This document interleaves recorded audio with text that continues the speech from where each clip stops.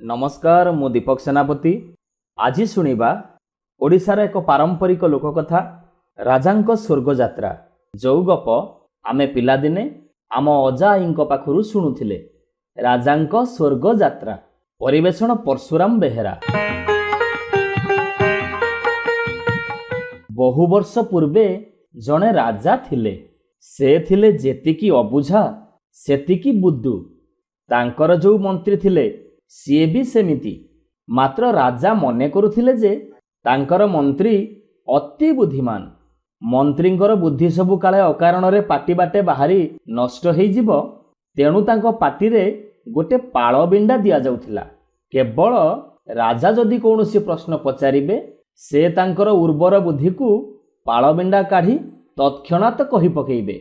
आउ सबु समय रे तांको पाटी सबु बेले पाळ बिंडा द्वारा बंद रही थाए। सेई राज्य रे दिने गोटे चोर जनक घर कांथरे सिंधिघात करी चोरी करिबाकू उद्यम करुथिला। जोगकू कांथ दुर्बल थिबारु तारि उपरे पड़ीगला, आउ सी चापी हेई मरीगला। एहा परे चोरर स्त्री सेई राइजर राजांक निकटरे जाई अभियोग कला। तार अभियोग हेला सेई घरवालार कांथ पड़ी ता स्वामी मरी थिबारु तार होउची सबु दोष।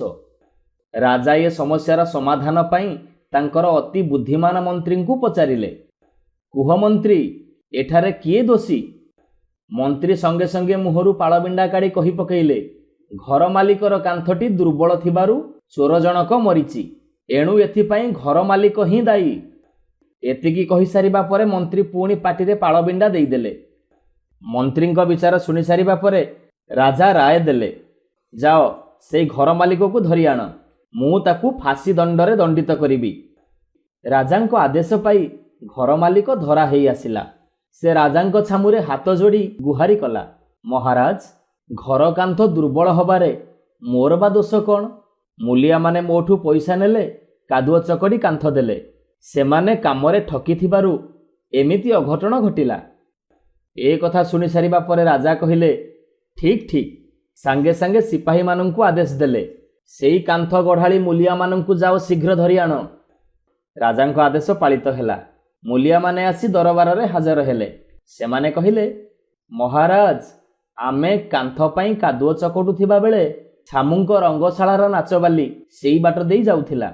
से पिंधिथिबा घुंगुरर ऋणुझुणु शब्द सुनी आमे तारि आडकु चाहि अन्यमनस्क होई जाइथिलु, एणु आमर कादुओ चकटिबार त्रुटि रहिगला। महाराज आमर किछि दोष नाही। ए कथा सुनि सारिबा परे राजा कहिले, हाँ ठीक, तेबे से नाचबाली को धरि आण। राजांको आदेश पाई सारिबा परे नाचबाली धरा हेई दरबार को आसिला। से हाथ जोड़ी कहिला, मणिमा मो घुंगुर जोगु सिना एमिति घटना घटिला, जे घुंगुर तैयारी करिछि तारि ही सबु दोष। एथर राजा कहिले, हाँ ठीक कथा, तेबे जाओ बणिया को धरि आण, जे से घुंगुर तैयारी करिछि। सिपाही माने संगे संगे जाई बणिया को धरि आनिले। हेले सेई बणियाटी थिला गोटिए कुजा, तार कांध आउ मुंड एकाकार हेई बेक नथिला। ए कथा देखि पाळबिंडा मंत्री कहिले, मणिमा एइटार तो बेक नाही, फांसी दौड़ी या बेकरे केमति लागिवो? एणु जहार लंबा बेक थिबो ताकू आनी फांसी दिया जाऊ। एबे राजा कहिले, ठीक ठीक। मंत्री कहिले, आम नगरीर से माटी अवधानर बेकटी खूब लंबा, ता बेकटी फांसी दौड़ी को खूब खापिबो। एमिति मूल्यवान परामर्श देई सारी मंत्री महोदय पुणी पाटिरे पाळबिंडा देई चुप रहिले। राजांको आदेश रे सिपाही माने जाई अवधानंक घर निकटरे पहुंचिले, आउ राजांको आदेश भी सुनेई देले। एमितिका अजब विचार सुनि सारिबा परे अवधानंक मुंडरे चड़क पड़िला। जोगकू 2 दिन तळे जणे साधु आसी तांको घरे अतिथि हेइथिले। अवधाने साधुंक निकटकू धाई जाई सबु कथा कहि सारी कहिले, साधु बाबा मते बंचेइबार उपाय करंतु। साधु जनक कहिले, तुमे प्रथमे दरबार को जाओ, मु निश्चय किछि व्यवस्था करिबी। एहा परे सिपाही माने अवधानंकु नै दरबार रे पहुंचेई देले। राजा सांगे सांगे तांकु फांसी दंड आदेश देले। घातक अवधानंकु फांसी खुंट आड़कू टाणी टाणी नौथांती। ठीक एतिकी बेले व्यस्त विव्रत ही धाई धाई आसी सेठी पहुंचिले से साधु, आउ कहिले, महाराज महाराज ଟିକେ ଥୟ ଧରନ୍ତୁ। ସେ ପାପୀ ଅବଧାନକୁ ଛାଡ଼ି ଦେଇ ମୋତେ ପ୍ରଥମେ ଫାଶୀ ଖୁଣ୍ଟରେ ଝୁଲେଇ ଦିଅନ୍ତୁ। ଶୀଘ୍ର କରନ୍ତୁ, ଶୁଭବେଳା ଗଡ଼ିଯିବ। ସାଧୁଙ୍କ କଥା ଶୁଣି ରାଜା ମନ୍ତ୍ରୀ ସମସ୍ତେ ଆଶ୍ଚର୍ଯ୍ୟ ହେଇ ସାଧୁଙ୍କୁ ଚାହିଁଲେ। ମରିବା ପାଇଁ ତ ଏମିତି କେହି ବ୍ୟସ୍ତ ହେବାର ଆଗରୁ ତ କାହିଁ କେଉଁଠି ଦେଖା ନଥିଲା। ରାଜା ମଧ୍ୟ ବ୍ୟସ୍ତ ହେଇ ପଚାରିଲେ, କଥା କ'ଣ ସାଧୁ ମହାଶୟ? ଶୁଭବେଳା ମାନେ? ସାଧୁ କହିଲେ, ସେ ସବୁ କଥା ଆପଣ ବୁଝିପାରିବେନି ମଣିମା। ଶୀଘ୍ର ମୋର ମୃତ୍ୟୁଦଣ୍ଡର ବ୍ୟବସ୍ଥା କରନ୍ତୁ। ଏଥର ରାଜା ବିରକ୍ତ ହେଇ କହିଲେ, ଦେଖ, ସତ କଥାଟା ନ କହିବା ପର୍ଯ୍ୟନ୍ତ କାହାରିକୁ ଫାଶୀ ଦିଆ ହେଇପାରିବନି ଏବଂ 2 ଜଣଙ୍କୁ ନେଇ କାରାଗାରରେ ଠୁଙ୍କି ଦିଆଯିବ। ରାଜାଙ୍କ କଥା ଶୁଣି ସାଧୁ ବିଚଳିତ ଭଙ୍ଗୀରେ କହିଲେ, ମହାରାଜ, ମୁଁ ଯୋଗ ବଳରେ ଜାଣିଲି ସ୍ୱର୍ଗରେ ଦେବରାଜ ଇନ୍ଦ୍ରଙ୍କର ମୃତ୍ୟୁ ଘଟିଛି। ଆଜି ସନ୍ଧ୍ୟା ସୁଦ୍ଧା ମର୍ତ୍ତ୍ୟରେ ଯିଏ ଫାଶୀ ଖୁଣ୍ଟରେ ଝୁଲିବ ସିଏ ସ୍ୱର୍ଗର ରାଜା ଭାବରେ ଇନ୍ଦ୍ରପଦ ପାଇବ। ଏମିତିକା ଶୁଭବେଳା ପ୍ରାୟ 1000 ବର୍ଷ ପରେ ଥରେ ଆସିଥାଏ। ଏଣୁ ମହାରାଜ, ମୋତେ ଫାଶୀ ଦଣ୍ଡ ଦେଇ ମୋ ସାରା ଜୀବନର ତପସ୍ୟାକୁ ଆପଣ ସଫଳ କରନ୍ତୁ। ଏ କଥା ଶୁଣି ରାଜା ଚିତ୍କାର କରି ଉଠିଲେ, ଆରେ ମୂଢ଼ ବାଆଜି, ମୁଁ ହେଉଛି ମର୍ତ୍ତ୍ୟର ରାଜା। ଏଣୁ ସ୍ୱର୍ଗ ରାଜ୍ୟ ଶାସନ କରିବାର ଯୋଗ୍ୟତା କେବଳ ମୋର ରହିଛି। ଅନେକ ଦିନରୁ ସ୍ୱର୍ଗ ରାଜ୍ୟ ଭ୍ରମଣ କରିବା ପାଇଁ ମୋର ଇଚ୍ଛା ଥିଲା। ଆଜି ଯେତେବେଳେ ସେମିତି ଗୋଟେ ସୁଯୋଗ ଆସିଛି, ମୁଁ ତାକୁ ହାତଛଡ଼ା କେମିତି କରିବି? ଏମିତି କହୁ କହୁ ରାଜା ନିଜେ ଫାଶୀ ଖୁଣ୍ଟ ଆଡ଼କୁ ଦୌଡ଼ିବାକୁ ଲାଗିଲେ ଆଉ କହିଲେ, ଘାତକ, ସେ ଅବଧାନକୁ ଛାଡ଼ି ଦେଇ ମୋତେ ଶୀଘ୍ର ଫାଶୀ ଖୁଣ୍ଟରେ ଝୁଲେଇ ଦିଅ। ଆଉ ଘାତକ ରାଜାଙ୍କ ଆଡ଼କୁ ଫାଶୀ ଦୌଡ଼ି ନେଇ ଆସିଲା ବେଳେ ରାଜା ପୁଣି କହିଲେ, ଆରେ ମୋର ଅତି ବୁଦ୍ଧିମାନ ମନ୍ତ୍ରୀଙ୍କୁ ମୁଁ ସାଙ୍ଗରେ ନ ନେଇ ଏକା ମୁଁ ସ୍ୱର୍ଗରେ ଯାଇ କ'ଣ କରିବି? ପ୍ରଥମେ ମୋ ପାଳବିଣ୍ଡା ମନ୍ତ୍ରୀଙ୍କୁ ସ୍ୱର୍ଗକୁ ପଠାଅ। ସେ ଯାଇ ମୋ ପାଇଁ ସ୍ୱାଗତ ସମ୍ବର୍ଦ୍ଧନାର ବ୍ୟବସ୍ଥା କରନ୍ତୁ। ରାଜାଙ୍କ ପାଟିରୁ କଥା ନ ସରୁଣୁ କେତେଜଣ ସିପାହୀ ପାଳବିଣ୍ଡା ମନ୍ତ୍ରୀଙ୍କୁ ନେଇ ଫାଶୀ ଖୁଣ୍ଟରେ ଝୁଲେଇ ଦେଲେ। ତାପରେ ରାଜା ନିଜେ ଫାଶୀ ଦଉଡ଼ିକୁ ଘାତକ ହାତରୁ ଟାଣି ନେଇ ନିଜ ବେକରେ ନିଜେ ଗଳେଇ ଦେଲେ।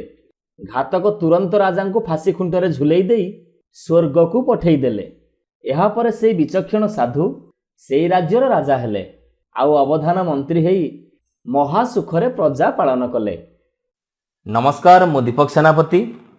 ଆଜି ଶୁଣିବା ଗୋଟେ ମଜାଦାର କାହାଣୀ, ପଣ୍ଡିତ ଓ ବୋକା ଲୋକ। ପରିବେଷଣ ପରଶୁରାମ ବେହେରା।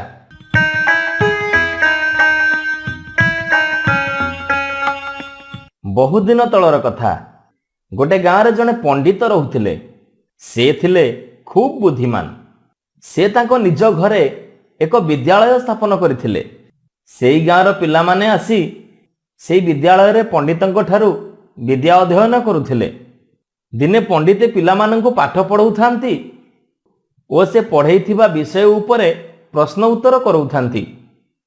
କେତେକ ଅମାନିଆ ପିଲା ତାଙ୍କ ପ୍ରଶ୍ନର ସଠିକ ଉତ୍ତର ଦେଇପାରିଲେ ନାହିଁ, ଯାହାଫଳରେ ପଣ୍ଡିତେ ଖୁବ୍ ରାଗିଗଲେ ଆଉ ବଡ଼ ପାଟି କରି କହିଲେ, ଆରେ ଗଧମାନେ, ତମେମାନେ ଜମା ମନ ଦେଇ ପାଠ ପଢ଼ୁନ।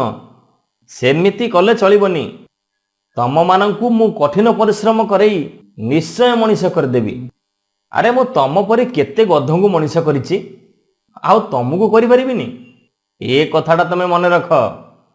ଠିକ୍ ଏତିକି ବେଳେ ଗୋଟେ ବୋକା ଲୋକଟି ପଣ୍ଡିତଙ୍କ ବିଦ୍ୟାଳୟ ପାଖ ଦେଇ ଚାଲି ଯାଉଥିଲା। ପଣ୍ଡିତଙ୍କ କଥା ସବୁ ତା କାନରେ ପଡ଼ିଲା। ସେ କଥା ସବୁ ଶୁଣି ସେ ମନେ ମନେ ଭାରି ଖୁସି ହେଇଗଲା।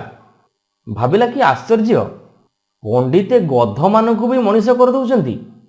ଏମିତି ଭାବୁ ଭାବୁ ସେ ଆଉ ଆଗକୁ ନ ଯାଇ ତୁରନ୍ତ ଘରକୁ ଫେରି ଆସିଲା। ବୋକା ବୋଲି ଲୋକମାନେ ତାକୁ ବୁଧୁ ବୋଲି ଡାକୁଥିଲେ। ବୁଧୁ ଆଉ ତାର ସ୍ତ୍ରୀ ପାଖ ଗାଁରେ ରହୁଥିଲେ। ସେମାନଙ୍କର ଆଦୌ ପିଲାଛୁଆ ନଥିଲେ। ଏଥିପାଇଁ ତାଙ୍କ ମନ ଭାରି ଦୁଃଖ ଥିଲା। ମାତ୍ର ସେମାନଙ୍କର କେତେ ଗୁଡ଼ିଏ ଗଧ ଥିଲା। ମନୋହର ନାମକ ଗଧଟି ଥିଲା ସବୁ ଗଧମାନଙ୍କ ଠାରୁ ହୃଷ୍ଟପୃଷ୍ଟ ଆଉ ଭାରି କାମିକା। ଏଣୁ ବୁଧୁ ଆଉ ତାର ସ୍ତ୍ରୀ ସେଇ ଗଧଟିକୁ ଭାରି ଆଦର ଯତ୍ନ କରନ୍ତି। ବୁଧୁ ଘରେ ପହଞ୍ଚି ତା ସ୍ତ୍ରୀକି ଡାକି କହିଲା, ଆଜି ମୁଁ ତତେ ଗୋଟେ ଚମତ୍କାର କଥା କହିବି। ଆମ ପାଖ ଗାଁର ପଣ୍ଡିତେ ଗଧମାନଙ୍କୁ ବି ମଣିଷ କରିଦେଉଛନ୍ତି। ଏ ଜାଣିଲୁ, ଆମର ତ ପିଲାଛୁଆ ନାହାନ୍ତି, ଆମର କେବଳ ଗଧ ଅଛନ୍ତି। ଏଣୁ ମୁଁ ଭାବିଛି ଆମର ସବୁଠାରୁ ଭଲ ଗଧ ମନୋହରକୁ ନେଇ ପଣ୍ଡିତଙ୍କ ପାଖକୁ ଯିବି, ଆଉ ସେ ତାକୁ ମଣିଷ କରିଦେବେ। ମନୋହର ଗୋଟେ ଭଲ ପିଲା ହବ। ଅତି କମରେ କିଛି ନହେଲା ନାହିଁ, ଆମର ତ ଗୋଟେ ପୁଅ ମିଳିଯିବ। ଏ କଥା ଶୁଣି ବୁଦ୍ଧୁର ସ୍ତ୍ରୀ ବି ଭାରି ଖୁସି ହେଇଗଲା।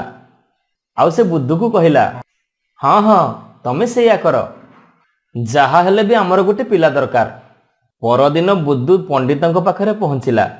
ସେ ପଣ୍ଡିତଙ୍କୁ ପ୍ରଣାମ କରି କହିଲା, ପଣ୍ଡିତ ମହାଶୟ, ମୋର ଆଦୌ ପିଲା ଛୁଆ ନାହାନ୍ତି, କିନ୍ତୁ ମୋର କେତେ ଗୁଡ଼ିଏ ଗଧ ଅଛନ୍ତି। ପଣ୍ଡିତେ, ସେଥିରୁ ଯଦି ଆପଣ ଗୋଟିଏକୁ ମଣିଷ କରିଦିଅନ୍ତେ ଭାରି ଭଲ ହୁଅନ୍ତା, କମ୍ ସେ କମ୍ ମୋ ଦୁଃଖ ଯାଆନ୍ତା। ଏ କଥା ଶୁଣି ପଣ୍ଡିତ ଆଶ୍ଚର୍ଯ୍ୟ ହୋଇ କହିଲେ, ମୁଁ କେମିତି ଗଧଟାକୁ ମଣିଷ କରିବି? ଏଇଟା କ'ଣ ସମ୍ଭବ? ବୁଦ୍ଧୁ କହିଲା, ହଁ, କାଲି ତ ମୁଁ ନିଜ କାନରେ ଶୁଣିଛି। ଆପଣ ପାଠ ପଢ଼ିଲା ବେଳେ ପିଲାମାନଙ୍କୁ କହୁଥିଲେ ମୁଁ କେତେ ଗଧକୁ ମଣିଷ କରିଛି ବୋଲି।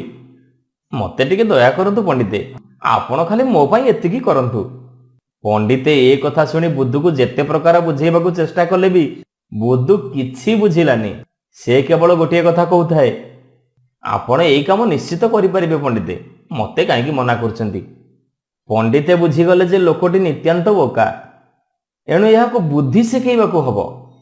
ଟିକିଏ ଭାବି ପଣ୍ଡିତେ କହିଲେ, ଆଚ୍ଛା ରହ ରହ, ଇଏ କାମଟା ବହୁତ କଷ୍ଟ। ଏଇଥିପାଇଁ ତମକୁ ମୋତେ 100 ଟଙ୍କା ଦେବାକୁ ପଡ଼ିବ। ଆଉ କିଛି ଦିନ ସମୟ ବି ଲାଗିବ। ଏ ଗଧକୁ ମଣିଷ କରିବା ପାଇଁ ପ୍ରାୟ 4 ମାସ ଲାଗିଯିବ। ବୁଦ୍ଧୁ ପଣ୍ଡିତଙ୍କ କଥା ଶୁଣି ଖୁସିରେ ଟଙ୍କା ଦେବାକୁ ରାଜି ହେଇଗଲା। ତା ପରଦିନ ବୁଦ୍ଧୁ ମନୋହର ଗଧ ଆଉ ଟଙ୍କା ନେଇ ପଣ୍ଡିତଙ୍କ ପାଖରେ ପହଞ୍ଚିଲା। ପଣ୍ଡିତେ ଗଧକୁ ଦେଖି କହିଲେ, ହଁ ହଁ, ଇଏ ତ ବହୁତ ସୁନ୍ଦର ଗଧ। ତମେ ଦେଖିବ, ମୁଁ ୟାକୁ ଗୋଟେ ଭଲ ମଣିଷ କରିଦେବି। ଏ କଥା ଶୁଣି ବୁଦ୍ଧୁ ଭାରି ଖୁସି ହେଇଗଲା। ସେ ପଣ୍ଡିତଙ୍କ ହାତକୁ ଟଙ୍କା ଆଉ ଗଧକୁ ଦେଇ ଘରକୁ ଫେରିଗଲା। ପଣ୍ଡିତେ ତାଙ୍କର ପିଲାମାନଙ୍କୁ କହିଲେ, ପିଲେ, ଏ ଗଧକୁ ନେଇ ପାଖ ଜଙ୍ଗଲରେ ଛାଡ଼ି ଦେଇ ଆସ। ପିଲାମାନେ ତାହା ହିଁ କଲେ। ଠିକ୍ 4 ମାସ ପରେ ବୁଦ୍ଧୁ ଆସି ପହଞ୍ଚିଲା ପଣ୍ଡିତଙ୍କ ପାଖରେ। ସେ ତାର ଗଧ ଆଉ ମଣିଷ କଥା ପଚାରିବାରୁ ପଣ୍ଡିତେ କହିଲେ, ଆରେ ବୁଦ୍ଧୁ, ତୋ ମନୋହର ଗୋଟେ ବଡ଼ ମଣିଷ ହେଇଯାଇଛି। ଏବେ ସେ ବନାରସରେ ବିଚାରପତି ହେଇଛି, ଜଜ ସାହେବ ହେଇଛି। ଏ କଥା ଶୁଣି ବୁଦ୍ଧୁ ଆହୁରି ଖୁସି ହେଇଗଲା। ଆଉ କହିଲା, ଧନ୍ୟବାଦ ପଣ୍ଡିତେ, ମୁଁ ବହୁତ ଭାଗ୍ୟବାନ। ମୋ ମନୋହର ଆଜି ହାକିମ ହେଇଛି। ହେଲେ ପଣ୍ଡିତେ, ମୋ ମନୋହର ମୋତେ ଚିହ୍ନି ପାରିବ ତ? ପଣ୍ଡିତେ କହିଲେ, ହଁ ହଁ, ସେ ତୋତେ ଅବଶ୍ୟ ଚିହ୍ନିବ। ତୁ ତା ପାଖକୁ ଗଲାବେଳେ ତୋ ସାଙ୍ଗରେ ତା ଖାଦ୍ୟ ଥଳିଟାକୁ ନେଇଯାଇଥିବୁ। ସେଇଟିକୁ ଦେଖିଲେ ସେ ତୋତେ ନିଶ୍ଚୟ ଚିହ୍ନି ପାରିବ। ପଣ୍ଡିତଙ୍କ ପାଖରୁ ସବୁ ଶୁଣି ବୁଦ୍ଧୁ ମହା ଆନନ୍ଦରେ ଘରକୁ ଫେରିଲା। ପରଦିନ ବଡି ଭୋରୁ ବନାରସ ଅଭିମୁଖେ ବାହାରି ପଡ଼ିଲା। ବହୁ ବାଟ ଚାଲି ଚାଲି ଶେଷରେ ସେ ବନାରସରେ ପହଞ୍ଚିଲା। ସେଇଠୁ ସେ ପଚାରି ପଚାରି କୋର୍ଟରେ ପହଞ୍ଚିଗଲା। ଦେଖିଲା ଗୋଟେ ଉଚ୍ଚ ଆସନରେ ତାର ମନୋହର ଗଧ ମଣିଷ ହେଇ ଜଜ୍ ହେଇ ବସିଛି। କେତେ ଲୋକ ଭର୍ତ୍ତି ହେଇଛନ୍ତି କୋର୍ଟ ଭିତରେ। ସେ ତୁରନ୍ତ ଯାଇ ଜଜଙ୍କ ଆଗରେ ଠିଆ ହେଇଗଲା। ବିଚାରପତି ଆଉ ତା ଆଡ଼କୁ ନ ଚାହିଁ ତାଙ୍କ କାର୍ଯ୍ୟ ସେ କରିଚାଲିଥାନ୍ତି। ଏ କଥା ଦେଖି ବୁଦ୍ଧୁ ଖୁବ୍ ରାଗିଗଲା। ଆଉ ତୁରନ୍ତ ସେ ଆଣିଥିବା ଗଧର ଖାଦ୍ୟ ଥଳିଟିକୁ ଧରି ତାଙ୍କ ଆଗରେ ହଲେଇବାକୁ ଲାଗିଲା। ଏ କଥା ଦେଖି ଜଜ୍ ପାଟି କରି ଉଠିଲେ, କିଏ ତମେ? କ'ଣ ଦରକାର? ଆରେ ମନୋହର, ତୁ ମୋତେ ଚିହ୍ନି ପାରୁନୁ? ମୁଁ ପରା ତୋ ମାଲିକ। ତା ଛଡ଼ା ତୋ ଖାଇବା ଥଳିଟାକୁ ତୁ କେମିତି ଭୁଲିଗଲୁ? ବୁଦ୍ଧୁର କଥା ଜଜ୍ କିଛି ବୁଝିପାରିଲେନି। ସେ ଜାଣିଲେ ଗୋଟେ ପାଗଳ କୋଉଠୁ ଏଠିକି ପଶି ଆସିଛି। ଏଣୁ ସେ ସିପାହୀମାନଙ୍କୁ ଆଦେଶ ଦେଲେ ତାକୁ ବାହାର କରିଦେବା ପାଇଁ। ସିପାହୀମାନେ ବୁଦ୍ଧୁକୁ ଘୋଷାରି ଘୋଷାରି ଆଣି ବାହାରେ ଛାଡ଼ିଦେଲେ। ବୁଦ୍ଧୁ ଏବେ ରାଗରେ କମ୍ପି କମ୍ପି ଆସି ପଣ୍ଡିତଙ୍କ ପାଖରେ ପହଞ୍ଚି କହିଲା, ବୁଝିଲ ପଣ୍ଡିତେ, ସେ ବଦମାସ ମୋତେ ଚିହ୍ନି ପାରିଲାନି, ତା ଖାଦ୍ୟ ଥଳିକି ବି ସେ ଚିହ୍ନି ପାରିଲାନି। ଏମିତିକା ପିଲା ମୋର ଦରକାର ନାହିଁ। ମୁଁ ତମ ଗୋଡ଼ ଧରୁଛି ପଣ୍ଡିତେ, ଆପଣ ତାକୁ ପୁଣି ଗଧ କରିଦିଅନ୍ତୁ। ଏବେ ଦେଖିବି ସେ କେମିତି ମୋତେ ଚିହ୍ନି ନ ପାରିବ। ଏଥର ପଣ୍ଡିତେ ଅଳ୍ପ ହସି କହିଲେ, ହଉ ହଉ, ଠିକ୍ ଅଛି। ଏ କାମ ତ ଆହୁରି କଷ୍ଟସାଧ୍ୟ। ଏଥିପାଇଁ ଆହୁରି 10 ଦିନ ଲାଗିବ। ହଉ ହଉ, ତୁ ଯା, ଠିକ୍ 10 ଦିନ ପରେ ଆସିବୁ। ୟା ଭିତରେ ପଣ୍ଡିତେ 10 ଦିନ ଭିତରେ ସେ ଗଧକୁ ଜଙ୍ଗଲ ଭିତରୁ ଖୋଜି ଆଣି ନିଜ ଘର ପାଖରେ ବାନ୍ଧିଦେଲେ। ଠିକ୍ 10 ଦିନ ପରେ ବୁଦ୍ଧୁ ପଣ୍ଡିତଙ୍କ ଘର ପାଖରେ ପହଞ୍ଚି ଦେଖିଲା ତା ଗଧଟି ସେଇଠି ବନ୍ଧା ହେଇଛି। ଏ କଥା ଦେଖି ବୁଧୁ ଗଧ ପାଖକୁ ଯାଇ ପାଟି କରି କହିଲା, କି ରେ ମନୋହର, ସେଇ କୋଟ ଭିତରେ ସିନା ତୁ ମତେ ଚିହ୍ନି ପାରିଲୁନି, ଏବେ ମତେ ଚିହ୍ନୁଛୁଟି, ବଦମାସ। ଏତିକି କହି ଗୋଟେ ବାଡ଼ି ନେଇ ତାକୁ ବାଡ଼େଇବାକୁ ଯିବାରୁ ପଣ୍ଡିତେ ତାକୁ ବାରଣ କରି କହିଲେ, ଆରେ ବୁଧୁ, ବିଚରା ଗଧଟାକୁ ବାଡ଼େଇ କିଛି ଲାଭ ନାହିଁ। ସେ ଗଧଟିଏ ମାତ୍ର, ସେ କେବେ ବି ମଣିଷ ହେଇପାରେ ନା। ମାନେ? ବୁଧୁ ଆଶ୍ଚର୍ଯ୍ୟ ହୋଇ ପଚାରିଲା। ପଣ୍ଡିତେ କହିଲେ, ଆରେ ବୋକା, ଗଧ କୋଉଠି ମଣିଷ ହେଲେଣି? ସେ ଜଜ ଫଜ କଥା ସବୁ ମିଛ। ତୋ ଗଧ ସେମିତି ଗଧ ହେଇ ରହିଛି। ତୋ ମନୋହରକୁ ନେଇ ତୁ ଏବେ ଘରକୁ ଯା। ତା ସହିତ ତୁ ଦେଇଥିବା 100 ଟଙ୍କା ବି ସାଙ୍ଗରେ ନେଇଯା। ଏଇ ମନୋହରକୁ ନେଇ ତୁ ପୁଅ ପରି ପାଳିବୁ, ଯାହାଫଳରେ ତୁ ଖୁସିରେ ରହିବୁ। ବୁଧୁ ଏବେ ତାର ମନୋହର ଗଧଟିକୁ ନେଇ ଘରକୁ ଫେରିଲା।